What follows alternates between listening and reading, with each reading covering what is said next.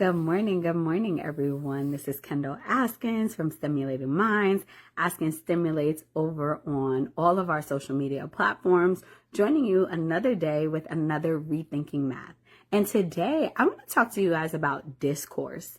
So for those that may not know that particular language, discourse is really when we talk about the conversations that are happening in the math classroom. And I have so often been in classrooms where there's really very limited discourse amongst the students. Maybe the teacher is talking, giving information. Students are maybe responding to yes and no questions or even corral questions where they answer as a class to the teacher. The teacher may ask a question to explain a problem, and that's really it. And I'm here to really challenge that thinking and to encourage discourse amongst students. So when you think about trying to solve a problem, right? Often when a problem comes up, you don't just know the solution or know what to do. I know me personally, sometimes I need to talk to myself, right? We talk out loud. You think through maybe the steps. What do you know? You come with some information. You might ask somebody their opinion. And all of that is a form of discourse and really needs to take place in math instruction as well. A lot of times we think that math is really about formulas or giving information or just memorizing steps. And if you've been with us on our Rethinking Math series, you would know that that thinking is being challenged in this series, right? And so when you're trying to solve a math problem, it is amazing to give the children the problem, the students, and let them kind of talk through it, right? Let them share what they're thinking. You're always going to have the student who wants to share their thinking first, right? And then you're going to have the others that think about it. And what discourse does is it creates opportunity for children to put their thoughts into words.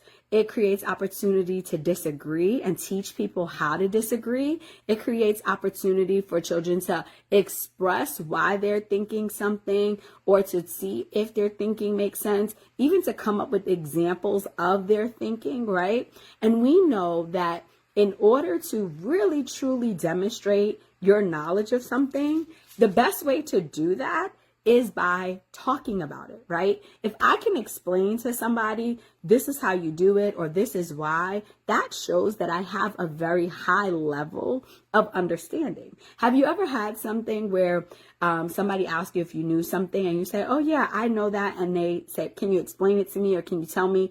And then you couldn't find the words to say it. You might say, oh, I know what it is, but I'm just not sure how to explain it.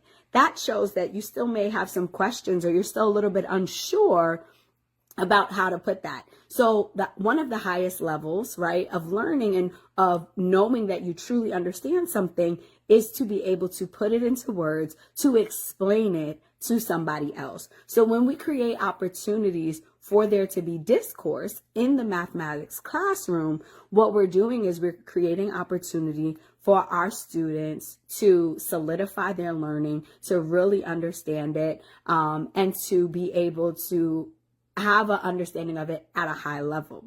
Now, one of the myths around discourse that I've heard a lot of educators share, they have this fear that what if the child is, the child that's the dominant speaker is explaining a concept incorrectly? Okay. What if they're doing that? Then now everybody's going to have a misunderstanding of it and then they're going to learn it wrong. They're going to be doing it wrong. And what I would say is that is a fear and that is a myth. Will children come up with incorrect ideas, incorrect concepts? Yes. But when you have discourse, you're going to have other children that will be able to challenge that. Or you as the educator, when you hear someone saying something that you know is maybe not correct, can ask some conceptual questions or get them to try to prove what they're saying is true, get them to explain it, maybe even show a counter example that you can offer them, right? And so discourse opens up and helps you understand as an educator what your students are thinking and how they're thinking about the material. So you actually want some of that incorrect thinking to happen, because that incorrect thinking is going to help you identify conceptual misunderstandings, right? So I want to encourage you as educators, as parents, any students on here watching, really start getting comfortable with speaking about your math instruction, right? What you're learning, what you're teaching if you're an educator.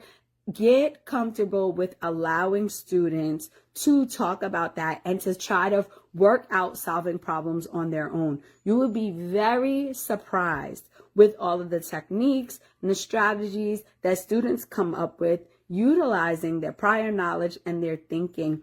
I know that through discourse in my classrooms, I've even learned or seen different strategies, different approaches to things, because students have come up with ways to solve problems that I didn't think of, right? And so it's really important that we allow that, because we want to make sure that we're creating independence, that we're creating problem solvers, critical thinkers.